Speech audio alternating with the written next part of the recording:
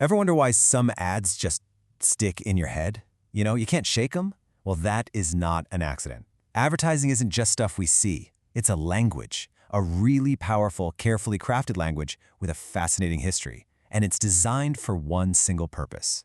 Today, we're going to decode it. So let's start with the one rule that's behind every single ad you have ever seen. This quote right here, it gets to the very heart of it. Just think about it for a second. Every single ad, from that little pop-up on your phone to a giant billboard on the highway, is basically a soldier in a massive non-stop battle for your focus. It's a language built not just to inform, but to literally capture your attention, even if it's just for a split second. And this idea goes way, way back, right to the root of the word itself. Advertising comes from the Latin advertere, which literally just means to turn towards. That's it. That is the entire game. For centuries, the #1 goal of every single ad has been to make you stop what you're doing and turn your head. So, if it's a battle, how has it evolved over time? Well, let's take a quick trip back to see how this language of attention has been spoken through the ages, from ancient marketplaces all the way to our digital screens. As you can see, advertising is far from a modern invention. I mean, we're talking poetic signs in ancient Greece, simple pictures in medieval Europe, all the way up to the ads on our screens today. The mission has always been the same: get noticed. So, let's start at the very beginning. Now check this out. This ad is literally thousands of years old, but just look at the techniques they're using. It's not just saying, buy our makeup. No, it's appealing to a desire, right? To the promise of lasting beauty, and to an identity, being the woman who knows. These are the exact same persuasive tricks that are used today. It's wild. Okay, so let's jump forward a few centuries. In medieval Europe, most people couldn't read. So how do you advertise then? Well, you use pictures. A simple image of a boot, or a loaf of bread, or a mug of ale.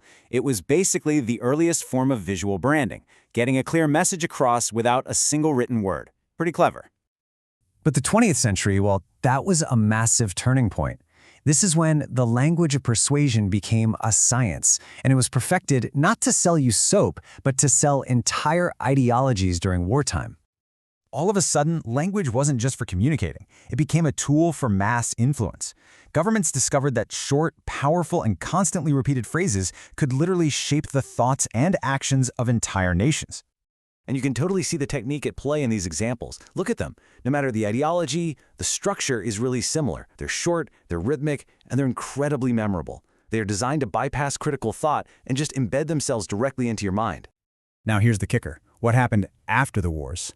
The world of business was watching, and you better believe they learned this lesson well. Advertising suddenly shifted from these long, text-heavy descriptions of a product to short, emotional, powerful slogans. The DNA of propaganda had officially entered our commercials. And all of that, of course, brings us to today. The digital age has taken these principles and just amplified them exponentially, creating the ad-saturated world we all now live in.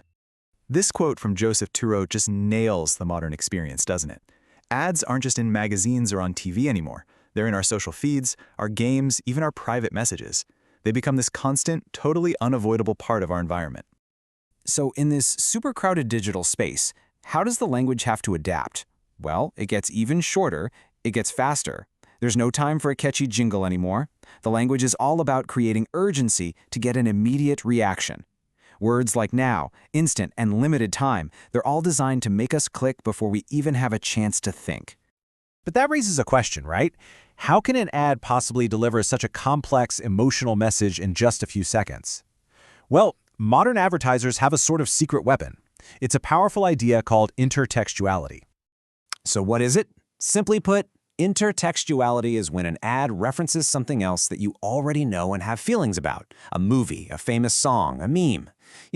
Think of a car commercial that uses a song from a great 80s movie. It doesn't have to build that feeling of nostalgia from scratch, it just borrows the feelings you already have for that song and attaches them to the car.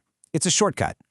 Here's basically how it works, in 3 steps. First, the ad points to something you recognize. Second, it instantly taps into all the feelings and ideas you already have connected to that thing. And finally, boom, it transfers all of that borrowed meaning right onto its product. It's an incredibly efficient and really effective shortcut to persuasion. Okay, so we've seen how this language has evolved from ancient poems all the way to digital clicks. But why does any of this matter? I mean, why is it important for us to understand it in our daily lives? Because advertising is one of the most powerful cultural forces on the entire planet. This language, it doesn't just convince us to buy things. It shapes our values. It helps define what we see as successful or beautiful. It sells us entire lifestyles. By understanding the language, we can better understand the world it's trying to build all around us. And that leads us to a final, really crucial question for you to think about. This language is speaking to you every single day, in 100 different ways.